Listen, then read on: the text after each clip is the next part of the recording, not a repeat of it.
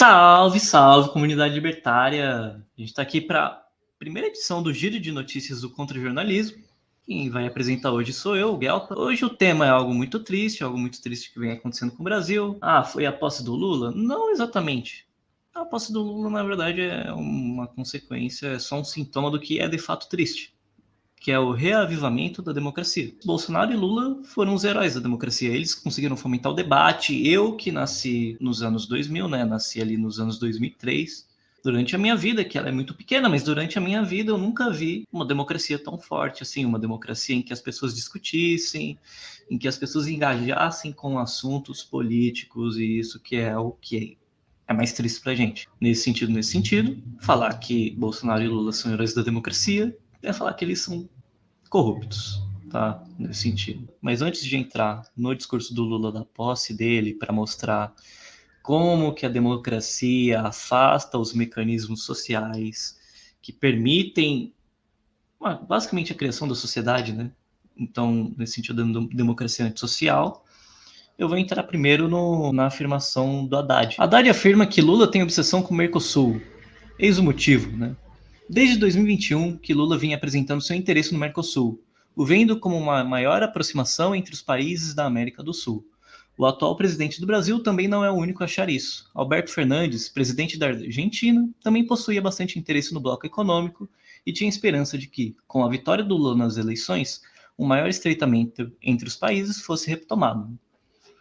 Então, essa integração econômica entre a América Latina, ela busca criar cada vez mais uma centralização de recursos, afastando cada vez mais os mecanismos de mercado, que é o que muito sustenta a sociedade, porque é um mecanismo extremamente interacional. Não só isso, é um mecanismo extremamente social, porque leva em conta a demanda de cada agente da economia. Com essas percepções acerca dos recursos de cada indivíduo, você consegue juntar isso no mercado e você consegue levar a sociedade tanto economicamente, tanto com seus objetivos, levando em conta cada ponto da sociedade. Quando você começa a querer integrar cada vez mais a economia de maneira forçada, sem haver um processo mercadológico, porque hoje a economia ela já é globalizada. Hoje a economia a gente tem trocas internacionais, tem importação, exportação, através da tecnologia a gente conseguiu isso. Mas quando você começa a criar blocos econômicos de uma maneira muito impositiva, você substitui esses processos sociais por processos antissociais, processos que vêm de cima, que não levam em conta determinadas perspectivas e necessidades de cada povo, de cada comunidade, de cada região, né? E aí vem aqui, ó, além do interesse em uma maior integração econômica, Haddad e Lula também mostram interesse na ideia de uma moeda única para a América do Sul. A ideia, no caso, é fazer algo similar à União Europeia, né? Então a gente sabe que moeda, dinheiro, moeda, ela tem um poder de transmutação, de canalização dos esforços da sociedade para determinado objetivo muito forte.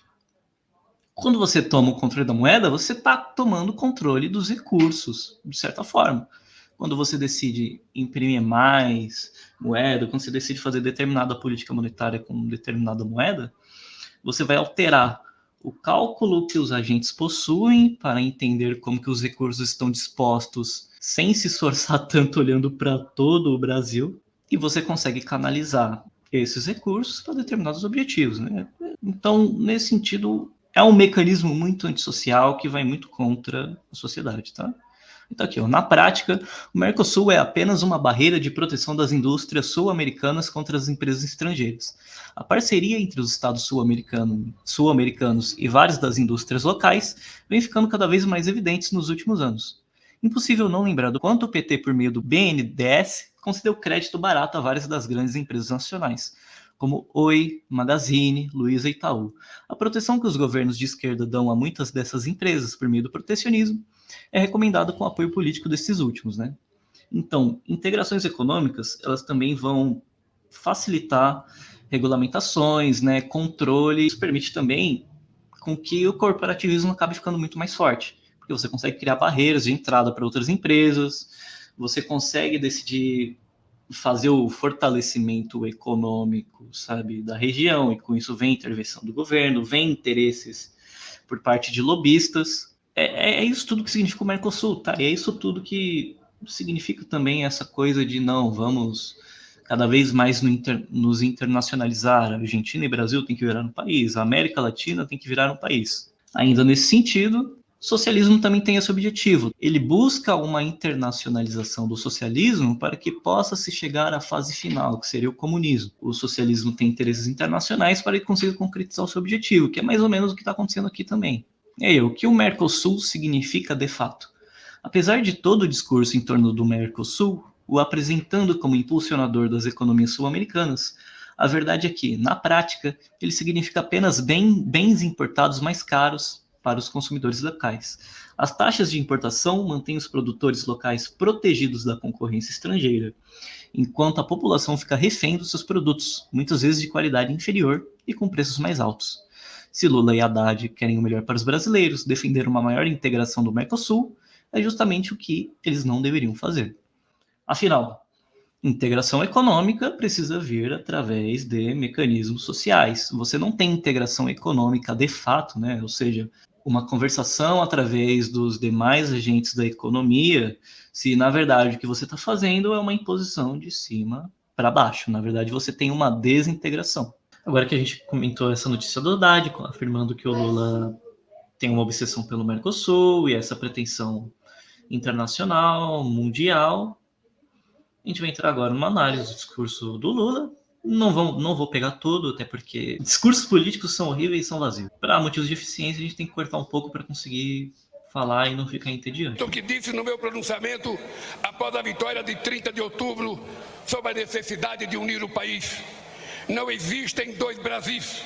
Somos um único país, um único povo, uma grande nação. Somos todos brasileiros e brasileiras e compartilhamos uma mesma virtude. Nós não desistimos nunca. Ele está falando sobre a unificação do povo, que não tem dois Brasis, que é só um Brasil, mas na verdade, primeiro, de certa forma, tem dois Brasis na medida em que cada comunidade, cada região, elas vão ter necessidades diferentes, vão demandar coisas diferentes. Segundo, essa ideia de trazer esse discurso de unificação, somos o mesmo Brasil, temos o mesmo objetivo, mas que objetivo? É tentar canalizar capital político, tentar criar capital político através do povo, falar, a gente somos um só, o que a gente faz, todo mundo faz. Tentar canalizar todo mundo para um lugar só. Tentar se pôr como representante da nação, essas coisas de político vagabundo desgraçado que merece ir para cadeia. E isso denota o que eu estava falando antes, um mecanismo extremamente antissocial. As pessoas acreditam que estão conversando com a sociedade através de um mecanismo político, mas na verdade o que há é uma desconversação em que cada um delega a sua responsabilidade de cuidar da comunidade para um cara ou para uma série de caras lá na política, e aí eles tiram o seu corpo fora dos assuntos da comunidade, sociedade, e aí vira algo extremamente antissocial. Como é que uma sociedade vive através disso aí? Não vive. Mas o principal compromisso que assumimos em 2003 foi o de lutar contra a desigualdade e a extrema pobreza e garantir a cada pessoa deste país o direito de tomar café da manhã, almoçar e jantar todo santo dia. E nós cumprimos esse compromisso. Acabamos com a fome e a miséria e reduzimos fortemente a desigualdade. Infelizmente, hoje, 20 anos depois, voltamos a um passado que julgávamos enterrado. Muito do que fizemos foi desfeito de forma irresponsável e criminosa. A desigualdade e a extrema pobreza voltaram a crescer. A fome está de volta. Então, sobre esse assunto fome, a gente vê aqui que, primeiro, o assunto fome sempre foi apelar para a miséria das pessoas, para passar determinadas pautas, sempre foi um discurso dos políticos, mas aqui, primeiro, parece que tem um quê especial nesse discurso pelo Lula. Pelo Lula, me parece que esse discurso é especial por causa do histórico dele e tudo mais, né? Mas o que eu quero falar aqui é que apelar para a miséria das pessoas, para a fome, para passar determinadas medidas econômicas, na verdade é uma baita de uma sacanagem, porque primeiro, a esfera da vida não seria exatamente só a econômica, entre aspas, na vida do indivíduo, né? Não seria só se ele é rico, se ele é pobre, etc., mas também como que ele quer viver. Quando você começa a canalizar recursos de determinado jeito, isso Mises provou no Socialismo, uma análise econômica sociológica, que a disposição dos recursos da economia, para onde eles são canalizados, também são muito em parte decisivos na hora de se construir a cultura de uma sociedade, ou como que as pessoas vão viver dentro daquele lugar, né? E, assim, determinadas decisões que vão ser influentes em como as pessoas vão viver. Um exemplo nesse sentido seria o Japão, que é cercado por uma ilha, e aí eles têm que se virar muito com peixe, e aquilo tem determinadas influências na cultura japonesa, ou até em determinadas literaturas, mas isso é outra história. Então, apelar para a miséria das pessoas para decidir como que os recursos econômicos vão ser alocados é uma baita sacanagem justamente porque ignora essa esfera da vida. É claro, as pessoas precisam resolver a sua pobreza, elas precisam resolver a sua condição, mas elas precisam resolver na medida em que elas não se enfiem em um lugar que elas não queiram viver. Porque quando você trabalha, quando você se esforça para criar as coisas, o que na verdade você está fazendo é você canalizar esforços para determinados sentidos que aqueles ali vão, de certa forma, se materializar. Como assim? Você começa a criar conexões, você começa a se juntar com pessoas dentro de determinadas comunidades e aquela relação vai ficando cada vez mais forte. Você, de certa forma, vai criando uma dependência através do seu círculo social, através da sua economia, e aquilo de vez em quando vai meio que determinando por quais caminhos você pode ir, por quais caminhos você não pode, porque esforço já foi gasto, tempo já foi perdido. Então, quando você canaliza recursos econômicos com a desculpa de não, vamos ajudar a pobreza, na verdade você está perdendo um fator muito importante, que é este daí, da criação da comunidade, da criação onde a pessoa vai viver e tudo mais. Opa, pessoal, estou fazendo um corte abrupto nesse vídeo, porque eu preciso fazer propaganda, a Universidade Libertária precisa ganhar dinheiro, sabe como é, né? Então aqui a gente está lançando 2 livros, a gente está lançando Mises, Acadêmico, Criador e Herói, e Keynes, o Homem, tá?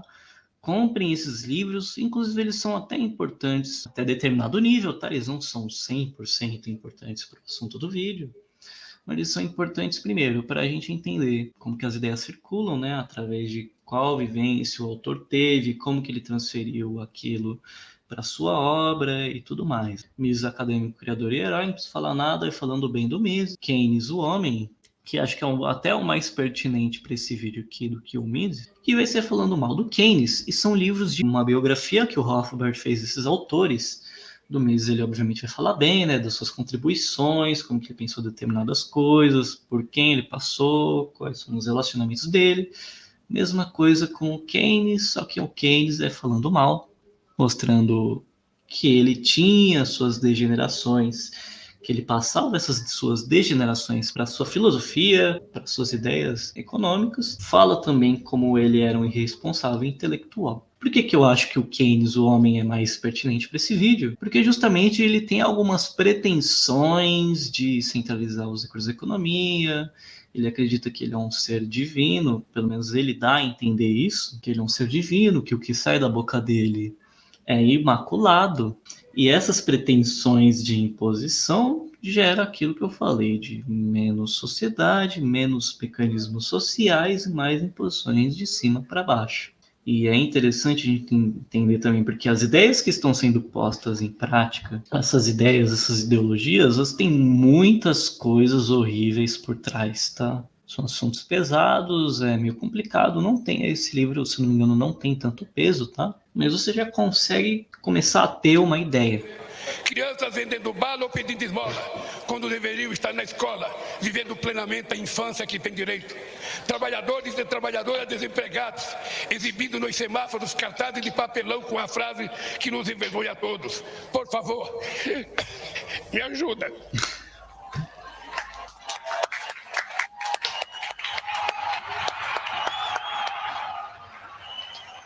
Isso que eu vou mentir. Deixa eu trocar por uma fala do Alckmin. Depois de ter quebrado o Brasil, Lula disse que quer voltar ao poder. Ou seja, meus amigos, ele quer voltar à cena do crime.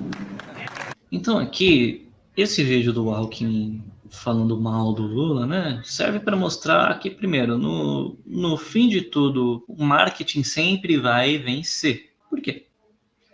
Porque às vezes parece que vai ser mais conveniente juntar uma pancada de político para vencer determinado lado e começar a atualizar determinados discursos, para começar a cada vez mais ampliar a máquina que é o Estado. Então, essa fala anterior do Alckmin é extremamente marqueteira, sabe? Aqui o Alckmin tá se emocionando, tá ao lado do Lula, batendo palma, o Lula dá uma chorada. Então a democracia é um marketing. É um marketing, não tem muito que a gente possa fazer. Tudo que é falado na nossa frente é sempre uma aparência. Lula já disse em determinado momento em que ele é um negociante, não lembro se ele falou exatamente essas palavras, né? Mas há um áudio na Boitempo em que ele se roga como um cara que vai lá e conversa com um liberal, e aí ele tem que ser liberal. Para a esquerda, ele tem que ser para a esquerda. Para tudo isso, fazer um meio de campo dentro da política e conseguir passar as pautas que ele quer, conseguir fazer o que ele quer na medida do possível, enquanto faz o que outras pessoas querem. Então isso mostra que as pessoas romantizam muito o cargo de presidente. Tem todo um grupo de interesse que vai determinar as decisões, não é apenas o presidente. Que continuemos a conviver com o preconceito, a discriminação e o racismo. Somos um povo de muitas cores e todas devem ter os mesmos direitos e oportunidades. Ninguém será cidadão ou cidadã Vou acelerar um pouco, porque ele demora um pouco nesse aqui, tá? de segunda classe. Ninguém terá mais ou menos amparo do Estado. Ninguém será obrigado a enfrentar mais ou menos obstáculos apenas pela cor da sua pele. Por isso, estamos recriando o Ministério da Igualdade Racial para enterrar a trágica herança do nosso passado escravista. Um ministério. Os povos indígenas precisam ter suas terras demarcadas e livres das ameaças das atividades econômicas ilegais e predatórias. Precisam ter sua cultura preservada, sua dignidade respeitada e sua sustentabilidade garantida. Eles não são obstáculo ao desenvolvimento, são guardiões de nossos rios e florestas e parte fundamental da nossa grandeza enquanto nação. Por isso, estamos criando o Ministério dos Povos Indígenas para combater 500 anos de desigualdade.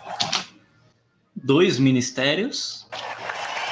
Não podemos continuar a conviver com a odiosa pressão imposta às mulheres, submetidas diariamente à violência nas ruas e dentro de suas próprias casas. É inadmissível que continue a receber salários inferiores aos dos homens, quando no exercício de uma mesma função, elas precisam conquistar cada vez mais espaço nas instâncias decisórias deste país, na política, na economia, em todas as áreas estratégicas. As mulheres devem ser o que elas quiserem ser, devem estar onde quiserem estar. Por isso, estamos trazendo de volta o Ministério das Mulheres. 3 ministérios. Então, o Lula ele já pode pedir música pro Fantástico, porque no primeiro dia de posse, no discurso, ele já está trazendo 3 ministérios, ele já está conseguindo expandir as garras do Estado. A democracia, esse movimento pendular em que temos entre direita e esquerda, porque no fim esses são só nomes que servem para gerar uma falsa sensação de que alguma coisa está mudando, né? Então esse movimento pendular entre esquerda e direita, e até curioso que parece ser hipnótico, ele serve justamente para você conseguir atualizar os discursos, para quando em determinado momento um discurso é válido para o Estado tocar em alguma área, quando essa pessoa que estiver fazendo marketing, que é o presidente, que é a equipe do partido, estiver fazendo esse marketing, eles começarem a falhar aos olhos do povo, isso gera uma espécie de contra-marketing. Como assim contra-marketing? Você possibilita uma atualização dos discursos em que o povo aceite, e com esse discurso, como ele vai tocar em outras áreas, ele tem uma outra maneira de articular, ele vai ter, digamos, mais justificativas para o Estado tocar em outras áreas da vida. Então, com o Bolsonaro foram algumas justificativas, agora com o Lula é outro. Né? Com o Lula, primeiro dia, depois do fracasso do governo Bolsonaro, né? Que na verdade foi um sucesso do ponto de vista mais frio do marketing, Lula agora vem com um discurso meio contra o que realmente os direitistas de hoje falam, né? Que eles proferem, e vem trazer, olha, tá vendo as coisas de preconceito, essa coisa aqui de igualdade, vamos criar 3 ministérios, vamos expandir mais o poder do Estado, porque agora é justificável. O do Bolsonaro foi com o Banco Central, foram com alguns outros pontos, né?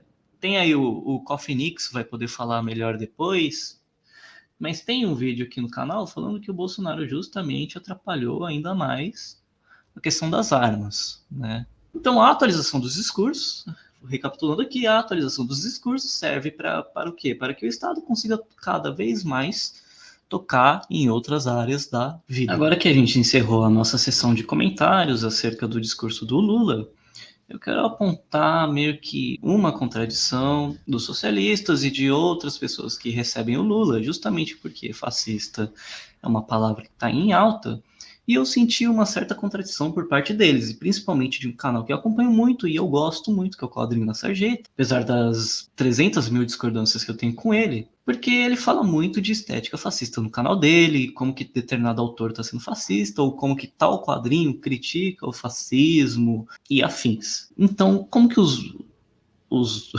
que os lulistas estão recebendo o Lula, né? Primeiro, a gente vê uma imagem aqui, né? O exército deixando passagem para o líder, né? Para o grande líder. A gente tem aqui pessoas ao lado dele, né? E a gente tem um povo em volta do Lula. Isso remete muito a imagens de época de outras ditaduras, de outras coisas e afins. Vou dizer que vai ser uma ditadura com Lula? Não, por quê? Porque, na verdade, isso é até típico com outros políticos, né? Bolsonaro foi a mesma coisa. O que eu quero apontar aqui é que, na verdade, tudo é a mesma coisa. Essa ideia de político sempre tem, no fundo, um viés fascista, uma estética fascista, né? Então, aqui, ó, foi nisso que eu votei e vai ser por isso que eu vou morrer lutando. Foda-se o resto, né? Justamente o canal que falava de estética fascista, falava de outras coisas. Ele tá com um comportamento que eles acusam muito aos bolsonaristas, né? Inclusive tem até um cara aqui que falou, esse papo aí de morrer lutando por isso é o que faz a porra do bolsonarismo existir, opinião, né? Então, na verdade, é uma certa contradição, louvar o líder ou não louvar o líder. Na verdade, só quando ele tá do seu lado. Se você pega outra imagem e você coloca o Lula na frente, eu não vou falar de quem é essa imagem, tá? Não pesquisem. Essa imagem não tem nada a ver com épocas terríveis, ok? Fiquem tranquilos. Se você faz isso aqui, ó, é muito semelhante, sabe? O povo atrás, exército, aqui, sabe? Uma multidão, né? Remete a um pouco a esse viés meio, né? Meio complicado. E tem outra coisa que eu quero apontar aqui. Depois dessa postagem anterior do Alexandre Link, tu tem esse vídeo feito aqui comparando narrativa bíblica, né, com Lula. Uma treta que ele tentou causar, mas que é muito esquisita, pra ser sincero. Jesus Cristo ou seria ele o diabo? Vocês já notaram como a gente costuma entender quase todas as coisas a partir de narrativas bíblicas? Superman é o caso mais óbvio. Ele é alguém enviado por um pai justo que chega numa estrela cadente e é adotado por um casal modesto. Mais tarde ele peregrina no deserto, é preso pelos romanos de sua época e termina se tornando o salvador da humanidade. Superman inclusive morreu e ressuscitou. Só que isso não acontece só com super-herói. Bolsonaro era chamado de Messias, mas também de Anticristo. Lula foi chamado de diabo, mas teve gente que viu nele a história de Jesus. Assim como Cristo, Lula entregou-se aos romanos. E assim como Jesus diante do sumo sacerdote, Lula esteve diante de um juiz. Em ambos os casos, os dois indagavam: o que eu fiz de errado? Jesus inclusive recebeu uma bofetada de um guarda e respondeu: se eu falei alguma coisa errada, diga a todos que eu errei. Mas se eu falei o que é certo, por que você me bate? Apesar do Calvário, Cristo ressuscita. Já Lula, apesar de preso e politicamente morto, torna-se inocente, vence as eleições e tem sua ressurreição política e pessoal. Então, assim, eu não sei o quão sério ele está falando aqui, mas chega a ser bizarro, sabe? É ver aquele comportamento. Mesma coisa que a gente viu com os bolsonaristas, só que do lado dos lulistas, e tendo o mesmo comportamento de manada, de chamar o cara de líder, de ressaltar as qualidades do líder, sabe? Então, assim, é muito esquisito, não sei o quão sério ele tá falando com esse vídeo. É extremamente estranho ele postar isso falando que é por isso que ele luta, é por isso que ele vai morrer, e depois postar esse tipo de vídeo comparando Lula a Jesus Cristo. Isso serve para provar um ponto que, por quê? Porque com os bolsonaristas foram as mesmas coisas. Eles criticaram esse messianismo que o pessoal atribuía ao Bolsonaro, né? E por aí vai. Só que, no fim, eles fazem a mesma coisa. Vieses, assim, dessa estética, desse líder, assim, que vai resolver tudo, etc., de cenários políticos bem complicados, eles se apresentam, na verdade, a todo momento. A todo momento esses elementos aparecem e ninguém parece conseguir escapar dele, justamente porque essas ideologias em que busca ter um órgão que vai resolver tudo, com um líder lá, né, e por aí vai, que acredita que a economia pode ser centralizada, que as decisões dentro de uma sociedade, elas podem ser tomadas por um outro, né, elas não têm nada de especial. né? Quando uma acusa a outra, na verdade a própria está se acusando, porque ela mesma faz essas coisas. Então aqui eu queria mostrar mais uma recepção por um cara que está em alta aí, que é o Elias Jabbour. Primeiro ele fala que o Brasil e a Argentina deveriam ser um único país, a gente já tocou isso no vídeo, não vou ficar reforçando isso de novo, né? Mas tem ali, ó. Eu fui contra a festa de posse, defendi somente as cerimônias formais, revi minha opinião por esses dias e a vida mostrou que eu estava errado. Qual o problema, né? De novo, primeiro por essa falta de distanciação, né, entre essas coisas que eu denotei no Quadrinhos da Sarjeta, né? Entre criticar determinado modelo, criticar determinada forma de se fazer as coisas, criticar determinado messianismo, mas trazer de novo, né? E por festa de posse, a gente sabe muito bem o que ele está falando, né? Essa coisa do líder, né? De ir lá discursar, etc., né? E tem as cerimônias formais. Só pelo fato dele defender as cerimônias formais, meio esquisito. Mas assim, não é tão esquisito assim, porque ele mesmo se assume como nacionalista, né? Mas qual é a questão? Por que eu tô falando que é esquisito? Por que eu tô ressaltando isso tudo?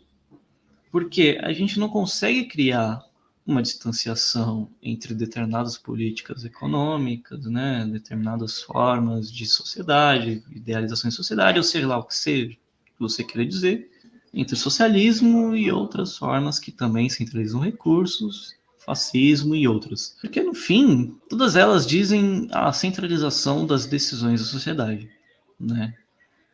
E é algo que eu acho muito estranho, vou ser sincero, ainda tem que estudar mais para entender isso. Só que a dúvida que fica é, se você só consegue analisar a sociedade pela materialidade, como é que diabos você consegue criar uma separação tão distante entre fascismo e socialismo, se as condições materiais elas vão ser determinadas de forma centralizada e aí elas meio que acabam ficando mais ou menos as mesmas ali, né? Talvez com a ressalva da cultura, aquela coisa que o Jabbour fala de socialismo com características chinesas, mas é realmente uma dúvida muito sincera, né? Me parece uma contradição muito grande você falar, não, a sociedade pode ser analisada somente pela materialidade. E aí o que acontece é que o fascismo adota um modo de produção socialista, e aí, por causa do modo de produção ser cada vez mais socializado, por que o fascismo não é também uma forma de socialismo? Eu não sei, né? Mas isso serve para denotar de novo, democracia é um marketing, e todas as formas que vão para a centralização, no fim é socialismo, no fim vão ter os mesmos tipos de estéticas, aquela coisa do líder. Por que essas coisas são diferentes? Eu não sei. Então era isso que eu tinha para falar hoje. Eu espero que os próximos vídeos, talvez eu faça em formato de live também. Enfim, vai depender do que vai acontecer. Eles têm mais notícias, é que primeiro a gente está no começo do ano. Segundo, eu sinto que o vídeo não esteja encaixado em um dia tão bom da semana, tá? Porque você não pega a notícia de todas as semanas. E aí você acaba incorrendo em, às vezes, falta de conteúdo. Às vezes você vai ter que se virar para arrumar alguma coisa, tá? Lembrando, não vai ser sempre que vai ser eu o apresentador, né? Podem surgir outras pessoas, de repente chama o Enredo, de repente chama outras pessoas, de repente faz uma collab, pô, de repente o Pablo sabe falar de uma coisa, alguém sabe falar de outra coisa, e aí a gente vai chamando. Então é isso, essa foi a primeira edição do Contra-Jornalismo, conqueando em formato de giro de notícias, espero que tenha mais, espero que esse vídeo dê certo também. Obrigado, se inscrevam no canal, doem para a Universidade Libertária, doem para a Universidade Libertária, ativem o sininho, deem o like, compartilhem essa besteira toda que eu ainda não estou muito acostumado a fazer. Tchau!